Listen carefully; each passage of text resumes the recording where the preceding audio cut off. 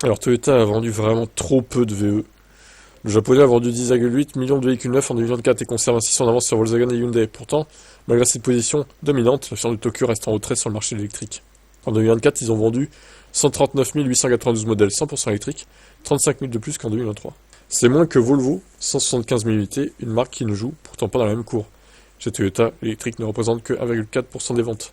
Sur certains marchés, la marque subit déjà des effets de cette transition. C'est le cas en Chine où ses ventes ont reculé de 6,9% en 2024.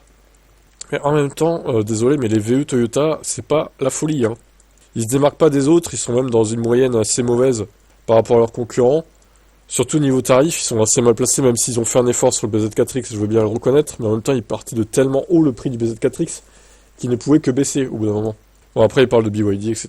Si Toyota reste pour le moment un acteur incontournable du secteur, son retard sur l'électrique soulève des interrogations quant à sa capacité à conserver son leadership à long terme. Avec une concurrence de plus en plus agressive, le géant japonais doit adapter sa stratégie pour ne pas se laisser distancer. Si rien n'est fait pour accélérer sur l'électrique, Toyota risque de perdre son titre avant la fin de la décennie. Ouais, on verra ça. Ils misent toujours trop sur l'hybride et puis même ils misent à fond sur l'hydrogène aussi. Alors que ça va se casser la gueule l'hydrogène au bout d'un moment.